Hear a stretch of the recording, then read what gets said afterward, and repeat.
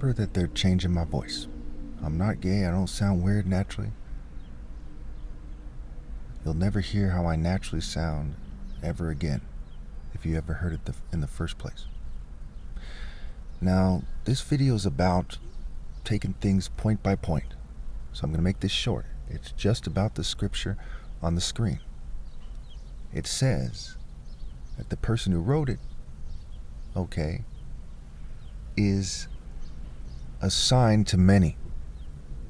God is his refuge. He's a sign to many, right? Psalm and songs, right? They're singing songs. So it's written into the song that the person is a sign to many. And the whole book of Psalms, one can argue, either is about David or connected to David definitively.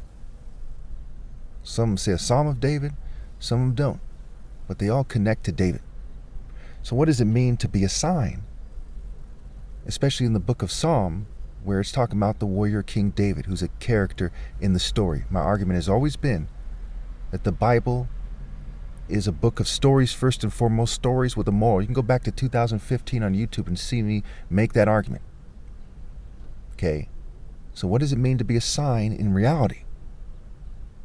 After we ascertain the moral from the story, a sign from God. It means to be righteous and just. It means to be in the Royal African Falcon Top Martial Arts Order. Now, how do we know? Well, one of the signs from God is that Hebrew is an Afro-Asiatic language. And the Jews started off with Abraham's family, right? That's usually where they started. Okay, they said the descendants of Abraham. And Abraham was in Chaldea or Ur, which is in Babylon, which is a place that Nimrod made great. What Nimrod is to warfare in the Bible is like what Michael Jordan is to basketball. Either you see him as the greatest basketball player ever, or he's up there. Okay? He's a mighty warrior for the Lord, first mighty conqueror, first mighty warrior, the first to be a fearless warrior, what have you. So when you look at this scripture, it definitively shows us that a warrior king who is righteous and morally precise, who goes on and on about moral precision, which is the work of God, who hasn't cheated anybody, right? It cannot be achieved after my flesh dies because of tech, cheating, breeding, and generational ill-gotten gains, right? Who hasn't cheated anyone. I haven't cheated anyone. Is a sign from God. Right? Angels, messengers, signs, Christ, messenger, Joshua, Jesus, Emmanuel, God with us, a sign of God among us, a sign. So people can't say, hey, I don't have to debate this guy because my argument is universal, pinpoint, and moral precision, and I have a legal and peaceful top martial arts challenge that even if they crippled me, would still continue. Even after I die, it still continues because that verdict is mine.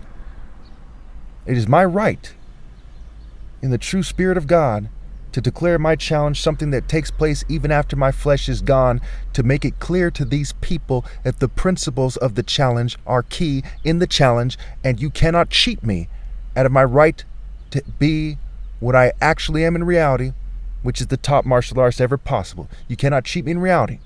Only to the Simpsons and the Jetsons and people who are foolish enough to keep reproducing. So again, the main point of this video is to show you point by point, and I'll make other videos after this one for my Sense series, to show you point by point why the top martial arts ever possible must be Christ come back at the end of the Bible. The root and offspring of David. The Psalms is about David. Psalms is like the main book about David. Better than 1st and 2nd Samuel. Better than Kings. It gets right into detail about why David is selected. So I am a sign from God. If you have any questions, put in the comments.